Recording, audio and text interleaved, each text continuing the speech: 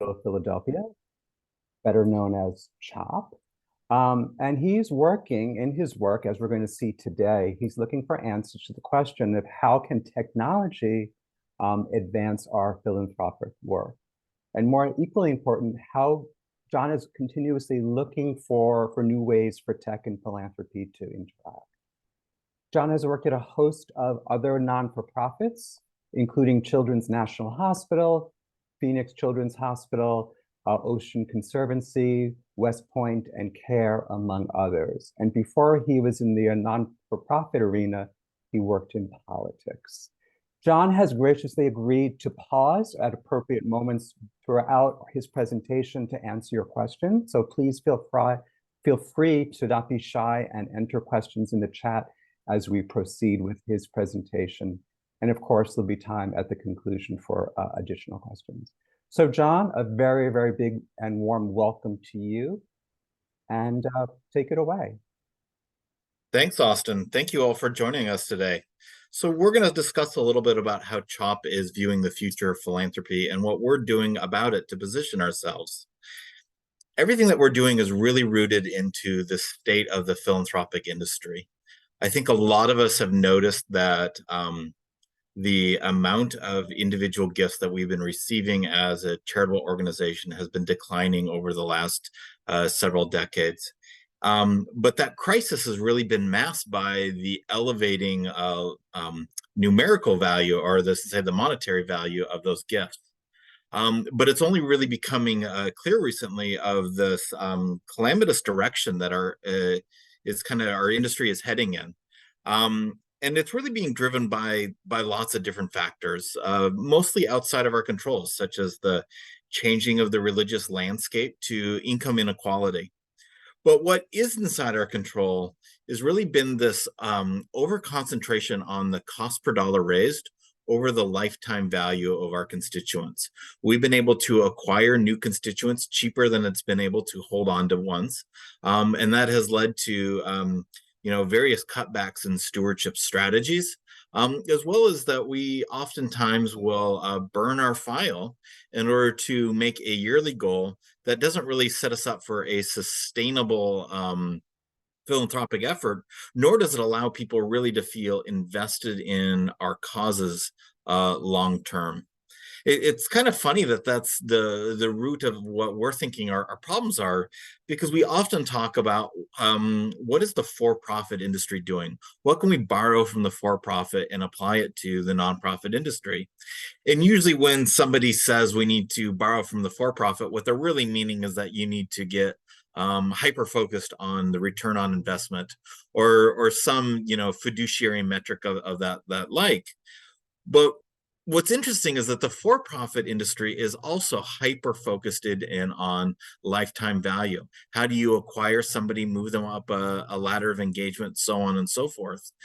As we are really starting to pay attention to the values of customer acquisition, the values of changing this main KPI that seems to drive our business, we're able to start building a more resilient business. But in and of itself, in and of this conversation, the root of what's gotten us here is that we've been too myopic in our thinking. One of the themes that you're going to hear from me today is really that in order to build the future of philanthropy, we actually have to start thinking different than the historical way that we've approached philanthropy. As large nonprofits, we're investing heavily in DEI. We know people with different backgrounds help us solve problems in new and better ways.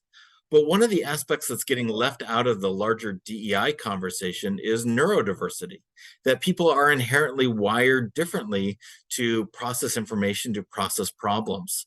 And it's actually in this neurodiversity conversation that we're finding the greatest aspects of how can we approach technology. To give you an example, here's an outline of our team. So the strategy and technology team right here, these are the people who are building the infrastructure, building the new technologies that we're going to talk about today. Notice how they fall out into the DISC profile. But then if you compare that to the box below, the CDO team, that's our Chief Development Officer and their direct reports. Most people who make it to the C-suite of a philanthropic organization tend to come from a major gift background. That's somewhat understandable, right? If you're in the business of raising money, those who have raised the most money tend to move up. But it creates a myopic bubble. It's kind of that old adage that to a hammer everything is a nail. Well, if everybody who is in a leadership position is coming from one particular type of background, it's not opening them up to look at problems in a different way, to know that different pieces of information are being processed differently. We have countless examples of how leadership was ordering something to happen. What needed to happen was precisely the inverse. It's just that leadership didn't know how to bring the right people along in that journey, nor did the right people who are working on those things know how to tee up their business arguments for leadership to pay attention in a really interesting way. So if I ask my customers what they would have wanted, they usually say the faster horse.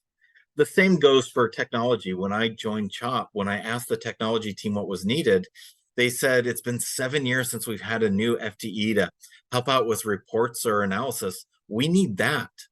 But when we got under the hood and really started to look at how the business was being built, the business of philanthropic technology, the pinch point wasn't necessarily the resources in running a report, because there was no level of extra resources that would really change how it was approaching the business. Rather, what was really missing was the business analyst function, a role to connect frontline fundraisers to technologists to say, I hear you're asking for X, but what you really want is Y. That translation has actually been the root of all of our successes since then. By building out a team who is well versed in philanthropic best practices, not just technological best practices, it allows us to be proactive in how we offer up solutions. But I think even the most important part is create a consistent vocabulary. We actually found that 9 out of 10 of our problems weren't technical problems, but actually vocabulary problems. How do we find what is a dual ask, a split gift, a retention, so on and so forth? I think if we asked everybody on this call, they would have an answer quickly. But what they would find is their answer is different than the next program's over. That corporate defines it ever so slightly different, as does major gift, as does annual giving, so on and so forth. And so it was really in creating that consistent vocabulary that it allowed us to actually start building the appropriate infrastructure. So what our team did was kind of build out this approach of business analyst to really connect things to.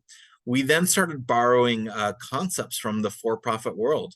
First, time management. Time is a resource to be tracked, not just projects. So we track our team in 15-minute increments.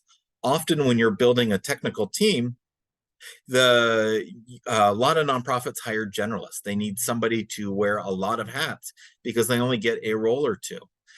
But if you really think that technologists are usually really great at one thing, okay at a second thing, and just mediocre at everything else, then it might not actually be furthering our mission to have everything centraled with a generalist. Rather, part of our matrix environment has us move projects around.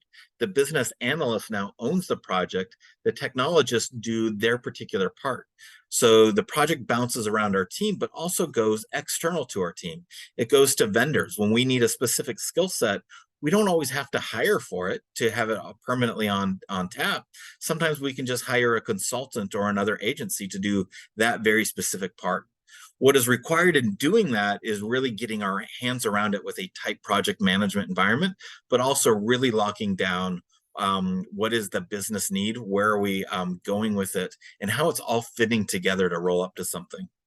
I feel like everything I just said is probably in some ways feeling like a letdown, right? You came here to talk about advanced and fun technologies, but really the underpinning of absolutely everything that we do and our ability to build advanced technologies really has come from rethinking what is the role of technology inside of an organization, and how do we create that space to think different, and how do we create the business environment to connect technologists to the business needs in a different way. So with that said, let's actually talk a bit about how we are thinking different. And one of the first places that we're thinking different is in economic forecasting.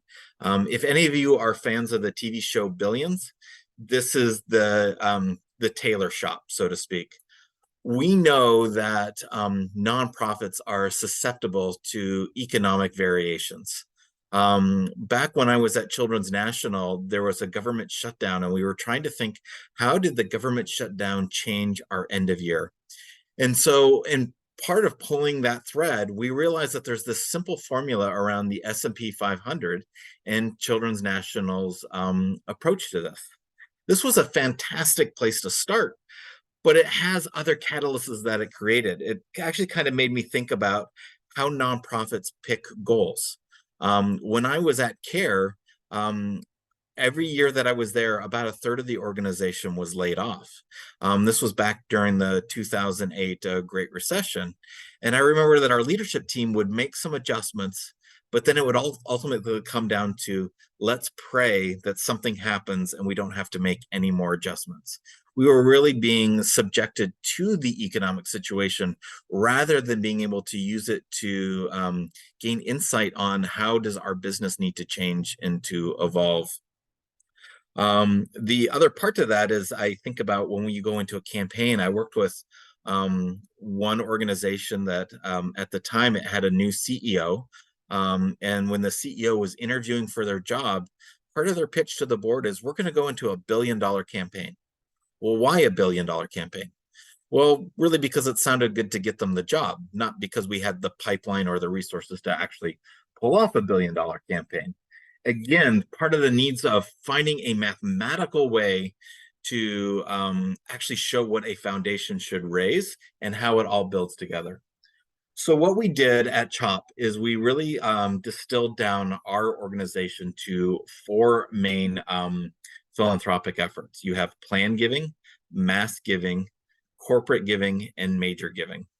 These four buckets, by and large, dictated how the foundation was going to do in any given year. From there, we built out 2 models for each of these programs, so 8 models total. One that would help predict unrestricted revenue and one that would predict restricted revenue. So how did that kind of look? Here's an example of some of the data points that goes into those models. The highlighted ones have a larger amount of influence in some of that giving than others. Some of the data points that I really like is the Baltic Index, which is the cost of shipping a bushel of wheat across the ocean. Oil prices, which are tightly linked to inflationary controls, so on and so forth. But what we're really trying to do here, it isn't really about the models per se, but what the models roll up to. What we want to be able to say is that given any specific economic situation, we know that some of our programs are going to go up and some of our programs are going to go down. But what's most important is that our foundation as a whole meets the revenue number that we targeted, because we know, because quite frankly, we have a mission that we have to fulfill. But that whole idea that a foundation can be worth more than the sum of its parts, that it can be resilient together. And so what we do is we watch for specific variations, and we will say, you know what, based upon these patterns, corporate team, we actually think we're going to raise less from you next year than we did last year. And that's okay. But foundation team, we're seeing another economic variable that we actually think that you can raise more. We're setting our teams up for success because we actually know what they can raise based upon their pipeline and the economic situations that it's all dependent upon. Kind of tightly linked to that, if you think about an awful lot of plan giving, when plan giving is leaving estates, which is typically stocks and whatnot, we know that we have to liquidate, or at least our policy is to liquidate all stocks and assets within 24 to 48 hours. The value of those stocks in a lot of ways is tied to how that S&P 500 is doing. And we might make some case-to-case calls where if we know one person is planning on leaving us lots of stock, we might have conversations with that family earlier about starting to liquidate in certain economic situations, or we can entertain the idea of holding on if we know something is more short term. The next thing that we're really doing is we're really rethinking small sum fundraising. Um, During some calculations around kind of who are our constituents, how are they interacting with us, so on and so forth, we discovered that 40% of our $1 million donors start off giving us $100 or less. The other thing that we found is that people who are giving with certain patterns to mail, and then if they came over and participated in a peer-to-peer fundraising event, and then we moved them back to mail, it doubled their lifetime value. These were really big aha moments that helped us challenge, well, what is the value of our smaller sum programs? We define smaller sum as really $1,000 and below. Obviously, that fiduciary value contributes a lot to our mission. It really helps the foundation and some of the things that we are setting up to do. But if we double that small sum fundraising, it will not inherently change our core mission, which is to care for kids and to come up with better cures. But if we can double our major and our principal giving programs, it will inherently change our mission. So by going back and really thinking about 40% of our $1 million donors start off giving us $100 or less, it really started getting us to thinking about our smaller sum programs as a funnel to help qualify people for that higher giving level, as well as to help nurture that greater lifetime value. So what we've done now is we have unified our plan giving team, our annual giving team, and our events team in such a way that they no longer have siloed constituencies. We've broken down both the channel barrier to go to the omni-channel model, which I think we've all probably collectively done in the early 2000s, but CHOP was a little bit lagging, to an omni-programmatic model, where based upon where you're at in your relationship to the foundation, we're going to serve you up opportunities to get involved through this program and then this program in certain orders. But the central part of it all is mathematical models that helps us predict if you're exposed to these touch points and these orders with these programs, it's going to maximize your greatest lifetime value to our organization, as well as help us build pipeline to higher giving levels. This is really a transformational way of approaching our business and taking it to the next level. So what are we doing with pipeline? I think a lot of shops use wealth screening as the base of the pipeline. If you have money, that's good enough for us to reach out to you. But I think a lot of us who have worked in this business long enough know that money alone is actually a very poor indicator of your interest in participating philanthropically.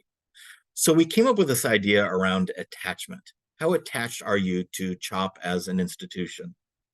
We first started off with a simple kind of scorecard with the idea that if somebody came in for, say, cancer treatment, they were probably more attached to us because of the severity of the disease than if they came in for a sprained ankle on a sports injury.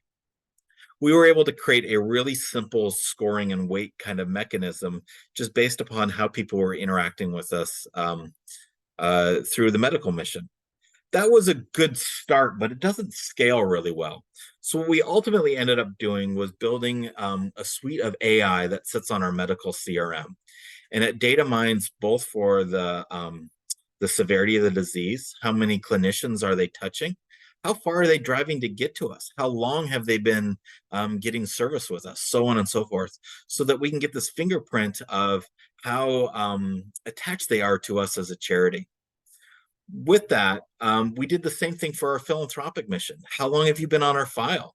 How long have you been getting touch points? Have you been participating in multiple programs, multiple events, so on and so forth? It gave us that kind of donor state model that gives us a really great score to feed back to our gift officers saying, this person seems highly engaged with CHOP. Maybe we should reach out. So we started off with just that. But I was watching DuckTales with my daughter, and on one episode, Scrooge McDuck got hit by a car. Well, Scrooge McDuck both now fulfills the wealth screen test and the attachment test, but he's still a jerk. He's not going to get philanthropically involved. So we had to come up with a way to account for psychology. Are you psychologically the type of person who wants to get philanthropically involved? Does that psychology even line up with our mission or our programmatic offerings? We worked with a company called Simio to retool some of their product. What it ultimately ended up is that we could pull down 4,000 data points against all 250 million adults in this country and create lookalike models for each one of our programs to help us measure out psychologically, are you the type of person who will get involved with us, period?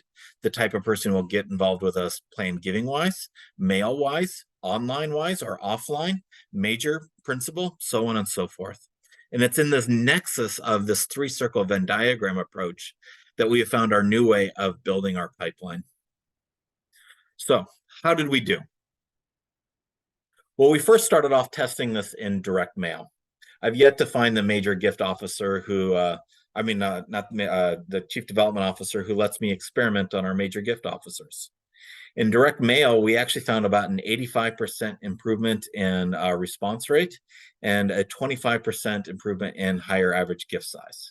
Those were transformative numbers to build segmentation this way. So we took it back and we said, okay, we are now ready to test with the major giving team. And when we came out the door and we ran the test, we found a flat response rate. After an 85% improvement in direct response, a flat response rate was actually quite the letdown.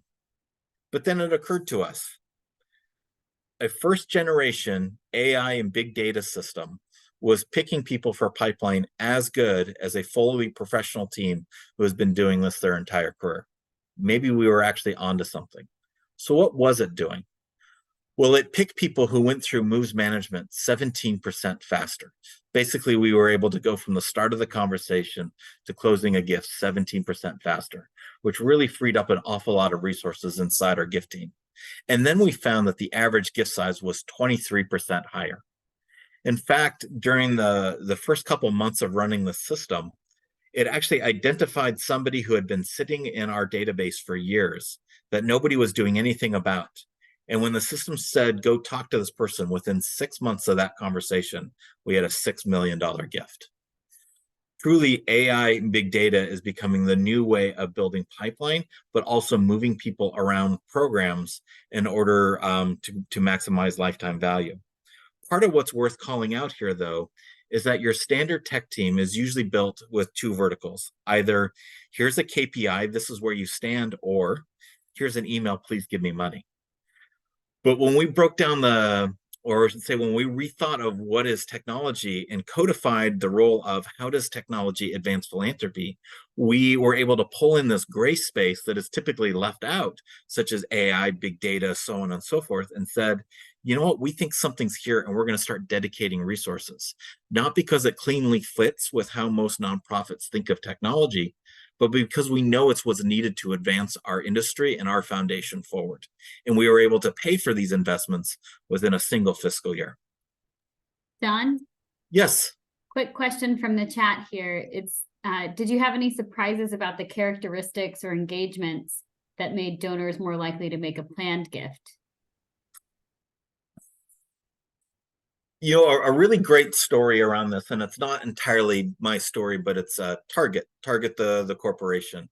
If everybody Googles for Target Big Data New York Times, there's this incredible story from a couple decades ago where Target predicted when somebody was pregnant.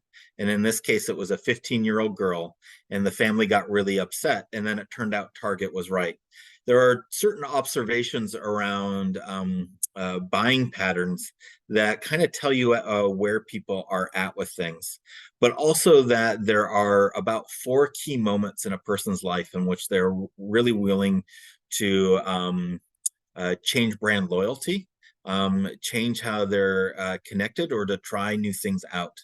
One of the things that our plan giving model did is, I think it leaned into some of the common sense, such as like people who are signing up for plan giving are usually of a certain age. But that age was actually lower for us than what I expected.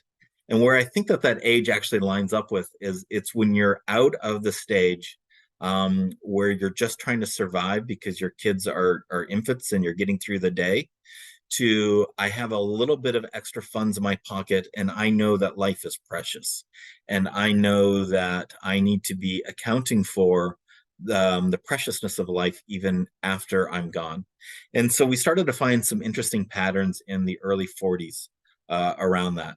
But I think our greatest value had to do with what were the patterns of on and offline touch points in other programs that set that up. I think it's really easy for a data person like me to say that Plan Giving's single best friend is direct mail, and that you can really build out the greatest, most reliable Plan Giving profile, not by focusing in on Plan Giving, but by focusing in on the patterns of who is giving in direct mail in certain ways and for how long. And so it was really in pulling those threads with certain psychologies that we were able to find that specific pipeline or optimization. Thank you. Okay, great. So to pick up where we left off, we talked a little bit about the donor state modeling as far as how people are interacting with the foundation. How long have you been on that mail file? Have you actually set up for Plan Giving? Have you gone after a P2P event, so on and so forth? We can utilize that to create these models that helps us predict who will donate in the next 60 days and what touch points need to happen to ensure that. What touch points for different conversions, such as Plan Giving. Now, here's where there's a bit of I guess let's just say a bad story.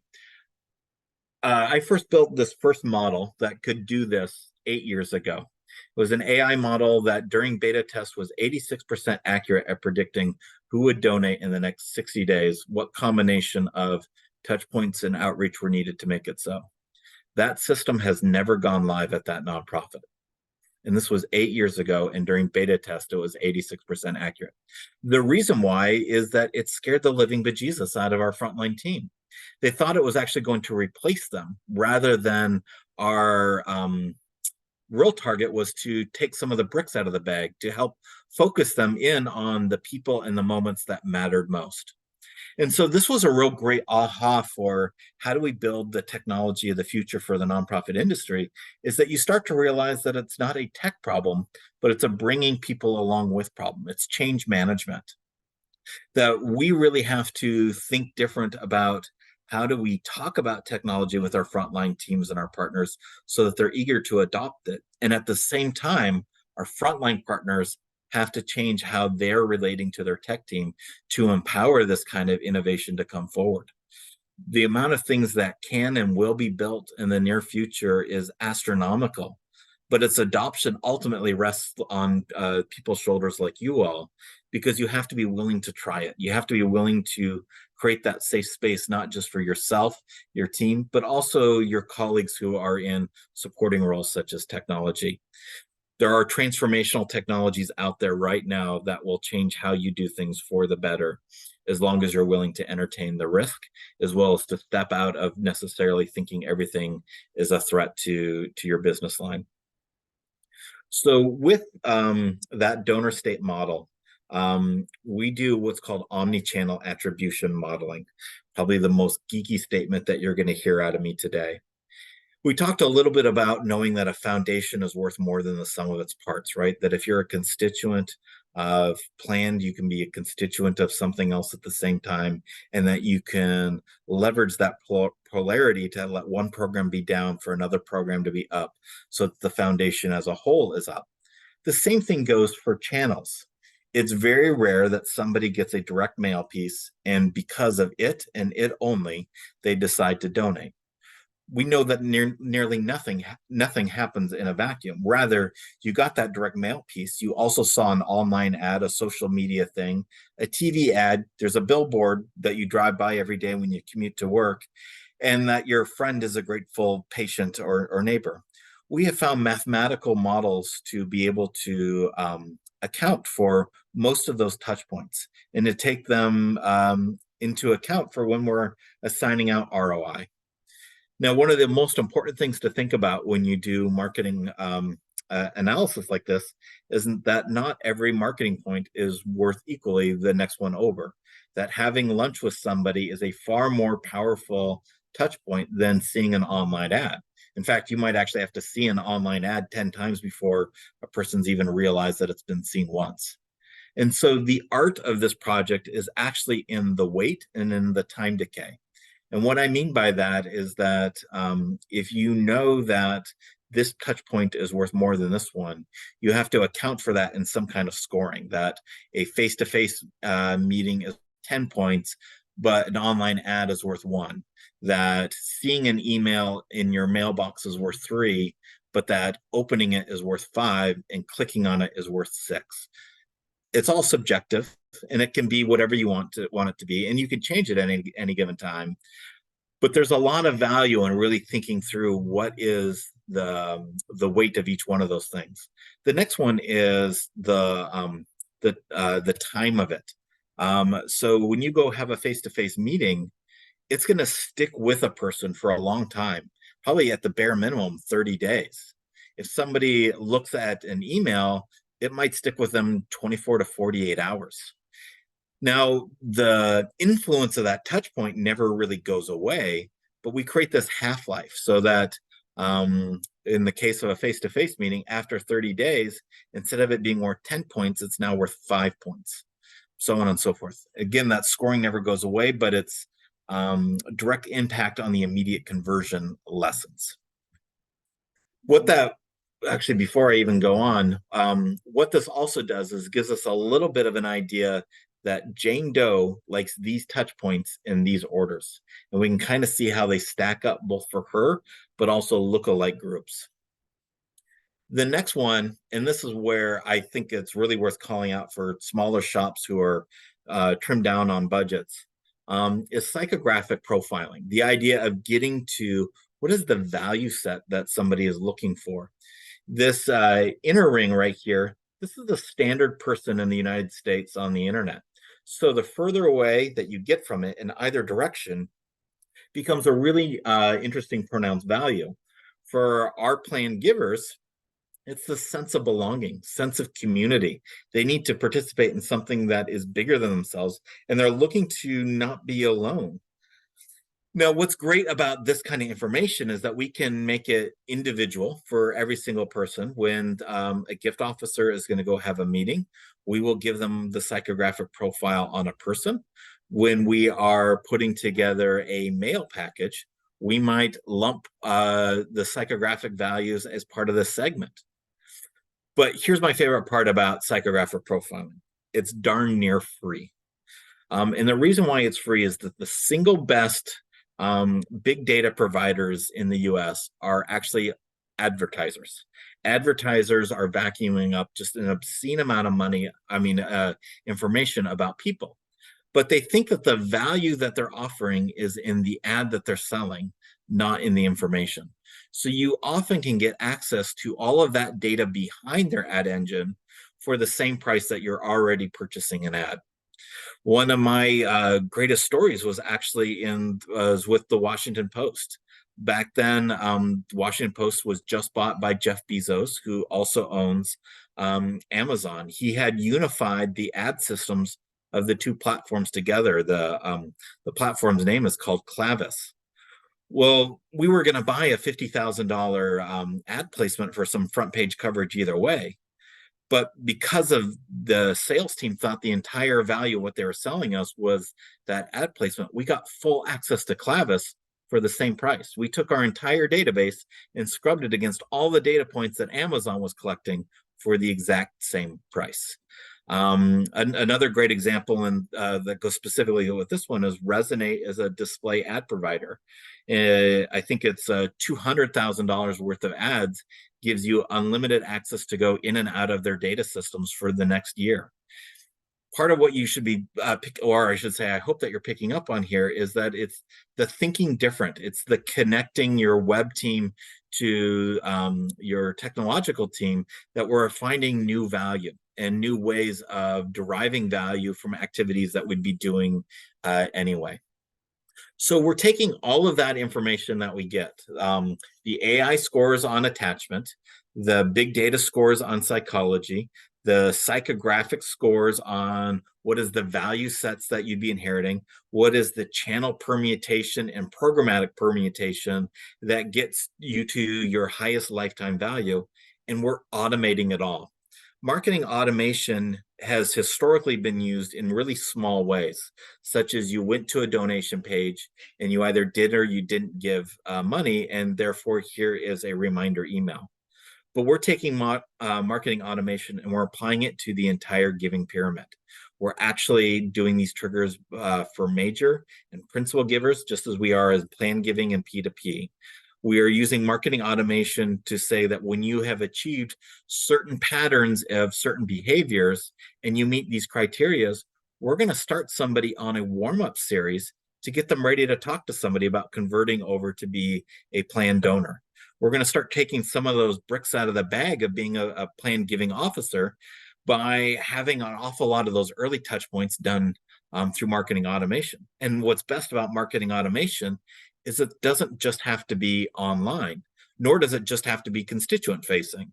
Our system can put a mail package in anybody's house within 24 hours of a trigger.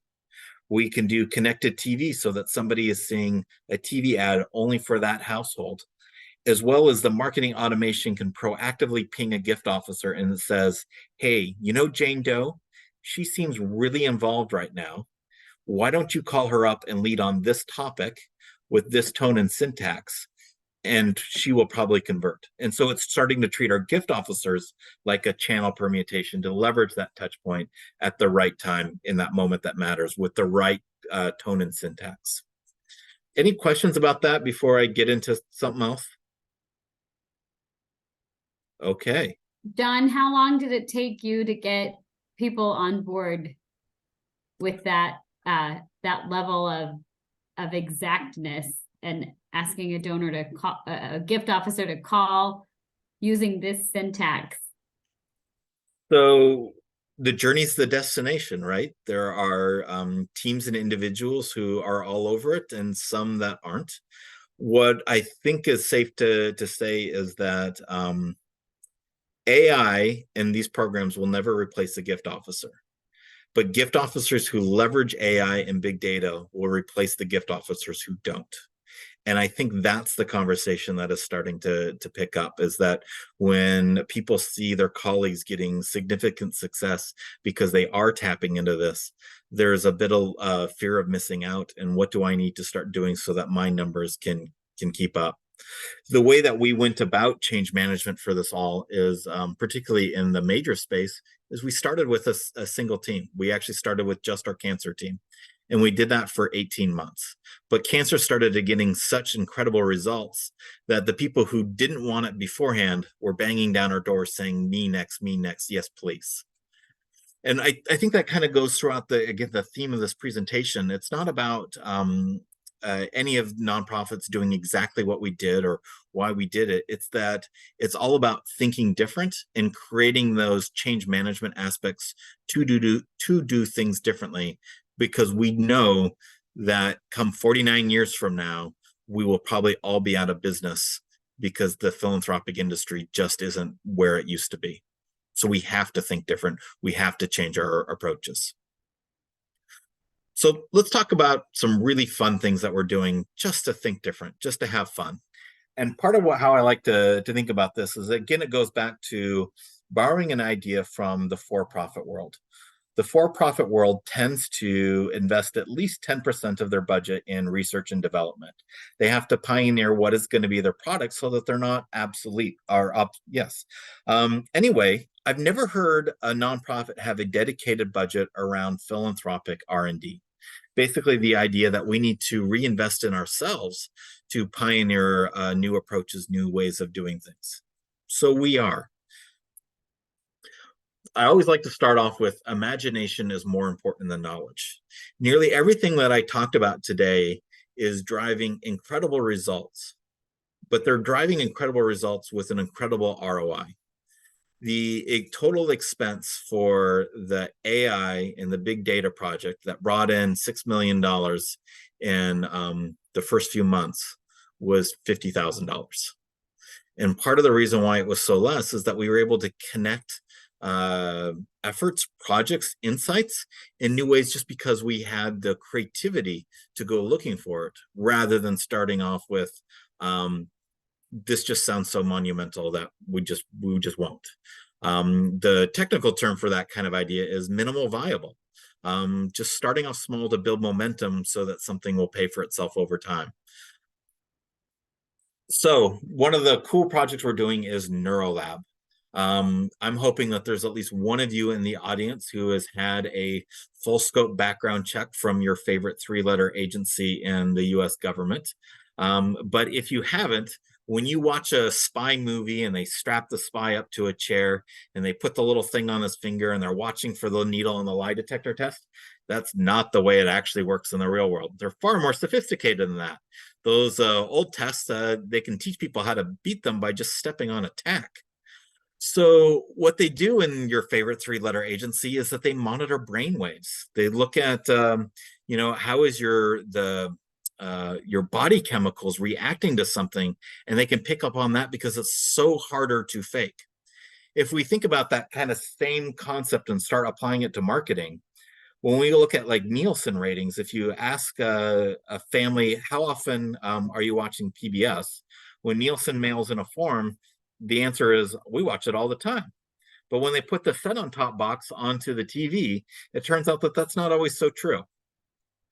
People have biases and they want to sometimes sound smarter than they are. So we're compensating for that by the way that we're developing our marketing materials and also our proposals. Some of our written proposals, we've got $100 million resting on them. They have to be perfect.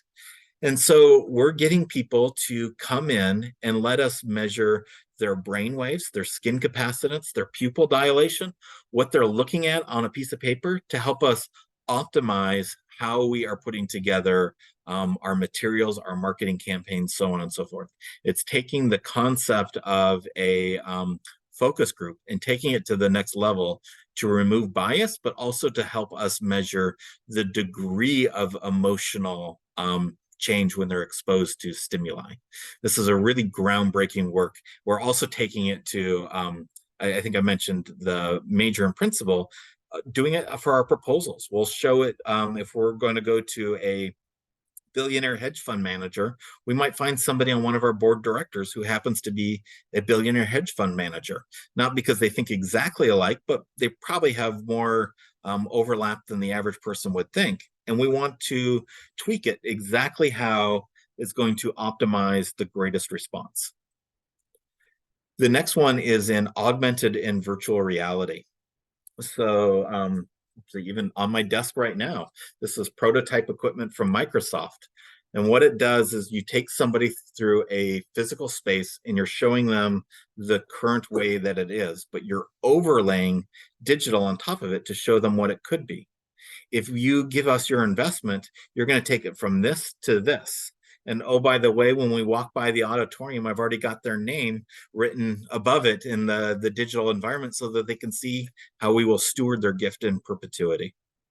Likewise, virtual reality allows us to explain concepts that are sometimes too advanced for a normal conversation, but by introducing models that you can walk around, that you can touch, that you can interact with, it helps us convey hard science in a way that is far more approachable for the layperson, but also bring our lab from an inaccessible space to somebody's living room as we tour around.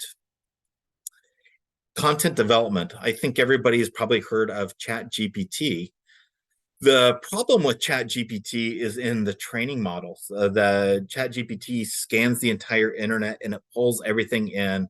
And so when you ask it a question, it's referencing really everything that's online. The problem for us as nonprofits is that it doesn't always mean that's pulling from verifiable data sources.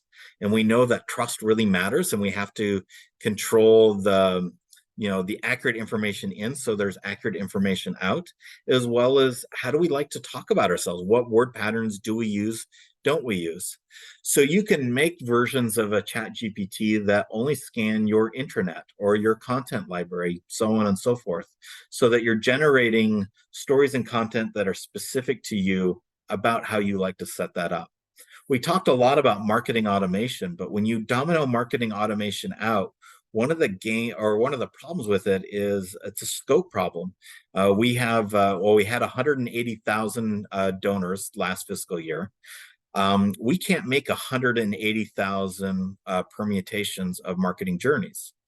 But what we can do is we can say Jane Doe gets these touch points, this order, this tone and syntax on these topics, and we can dynamically generate in real time the content that she needs to see in an online ad or an email based upon that journey. By controlling the input, we can control the output, and it also then gives us scale. This one is my favorite one to yell with the lawyers on. What is inherent behind this slide is online privacy.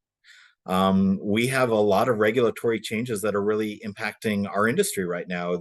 Colorado has a new consumer protection. California has its. There's the GDPR for Europe.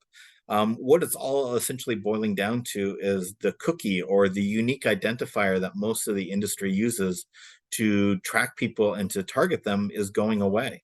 And so if we're really going to be a constituent first operation where we know who Jane Doe is, but we're not allowed to have a unique identifier that keeps Jane Doe separate from John Doe, that creates all sorts of problems. The future, or I think the answer to that, is in probabilistic identity resolution. And the way to think about that is cookies tend to be deterministic. Somebody logged into something, somebody did something to associate their name, their online identifier with a particular touch point. Probabilistic gets away from that. This is absolutely this person, and you create stripes. You say, first, give me all the Jane Does, then give me all the Jane Does in Philadelphia. Give me all the Jane Does who do this, do that, so on and so forth. One of the most powerful parts of this is this GIS, which is GIS is essentially online mapping. But there are all sorts of ways to figure out or to separate who is who by looking at geographic patterns. Do they live in this area? Do they commute to this area? Is somebody bouncing between this home address and this office address, so on and so forth? What's great about all of that probabilistic modeling is that there's a shadow of doubt in each of those layers of the probability. And it's in that shadow of a doubt that tends to make things legally compliant. Or at least that's the argument I'm using when I fight with my lawyers. This last one is a true skunks work project that I'm actually not sure is going to get off the ground, because I haven't been able to fully figure out how to make it safe for people. But it's fun to talk about nonetheless. As a nonprofit, we look for things that have value. That often means money, but it can mean stocks. So it actually has meant expensive Persian rugs in my careers, or cars. But we need to find things of value to turn that around for our mission. One of the things that has an awful lot of value is computing power. CHOP spends tens of millions of dollars a year in supercomputing power to do genetic sequencing work, so on and so forth. We spend more money on just storage. Well, we can get people to donate computing power to us. If you think about the FBI, when the FBI is breaking into like an iPhone these days of a suspected terrorist person, they're not buying supercomputing power anymore because it's too expensive. What they do is they wait for their employees to go home at night, and they turn all of those desktop computers inside headquarters into one big supercomputer, and they crunch away at it. Well, they lost some efficiencies by doing it over their network that way, but they gained a whole lot of scale, and they gained cost efficiency. The same thing goes for us. We can take computers and further move them away from, being just inside our nonprofit. They can be at the home desk of lots of our supporters. We again lose efficiency, but we gain scale. What we have figured out through distributive rendering is that if everybody on our email file donates 8 hours a night of computing power while they sleep for a standard laptop, and cryptocurrency is above 6,000 a coin, which I think it's in the 20s right now, we would raise $1 billion annually unrestricted. And $1 billion through donation of computing power would fundamentally change philanthropy as we know it. Now, the reason why we're not running into this, as I said, is security. I haven't figured out a great way of guaranteeing that that information flow from those devices stays pure all the way to ours and then back, as well as we have some interest in doing this just for protein folding. But what's really great about this concept, again, is it's remarkably cheap. If you think about the first iPod, well, what did Apple invent with the iPod? What was revolutionary was actually the miniature hard drive, but that was bought off the shelf from Toshiba. Another company made the operating system. Another company did this, and another company did that. They took all of these off-the-shelf parts and they put them together, and were able to make a transformative device. The same thing goes with this. There's technology out there for the distribution. There's technology out there for the crypto rendering. There's technology out there for the gamification. It's just waiting for somebody to stick them together in a very unique way. The total cost projected for this project from start to finish is $65,000. $65,000 to possibly raise $1 billion if we can figure out security. We might not do it, we might, but the idea is that we're thinking different, and this is how we're trying to think different. So with that, can I answer any other questions about what we're up to or why?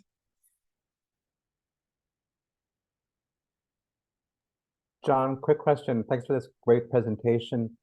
In light of this sort of very different approach to working with donors, do we have to, or do you feel compelled to have donors learn more about why you're doing things a bit in a different way?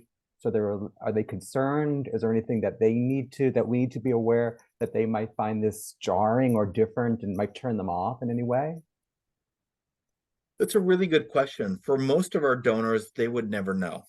And I think the way to think about it is that, if you're developing a list, you were probably using a piece of technology from the 80s called RFM, recency, frequency, money, and whatnot. That was still the technological approach.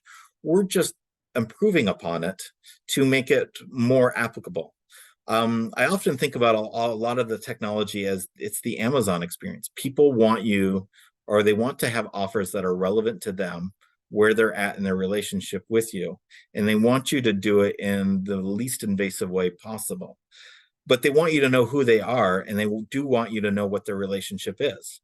And so an awful lot of this technology, it's not designed to be creepy. And in fact, we try to be as transparent as possible about it. It's actually designed to validate that person's relationship with us.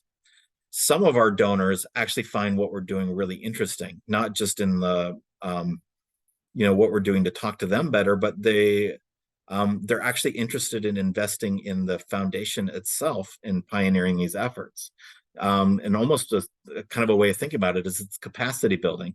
Yes, I could give you $100,000 for your mission, and you're going to need another 100,000 next year. But maybe I could give you the foundation $100,000, and you could turn that into $1 million and fully fund this research that I wanted to do.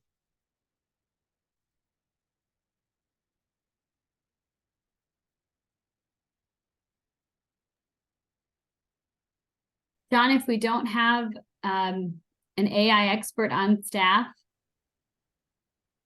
what's one takeaway we could maybe implement next month in our existing databases? Well, I would say the first one is, I don't think most nonprofits need an AI person on staff or even need a data scientist. There's an amazing amount that is just commercially available. I'm a really big fan of Donor Search AI. I think that I want to say that they're charging like $25,000, $26,000 per year. I mean, truly pennies on the dollar for what the value that they're delivering. Now, in order to make AI work, the best things to have happen is a cleaned up technical infrastructure so that there is something to mine. I mean, what AI is at the end of the day is it's pattern recognition. And so you have to have enough data in order to create those patterns, to create that recognition.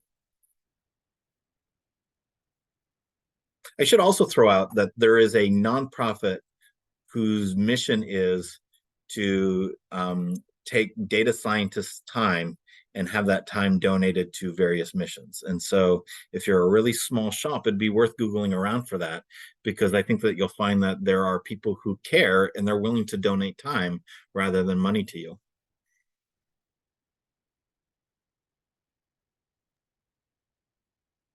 Thank you. Well, my job was to watch the chat for questions. If anyone has a question, we have a minute or two left. You can come off mute if you'd like. Or Austin, I think you're going to sign us out. So our next, first of all, big thanks to John. Really fascinating, different way of looking at philanthropy, and something to definitely sleep on tonight and think about. So thank you. Our next session will be an in-person webinar with the one and only Jonathan Tidd for his annual quiz on December 13th. So stay tuned for information about that. And thanks everybody for joining us. Have a great rest of your day and week. Bye, everybody.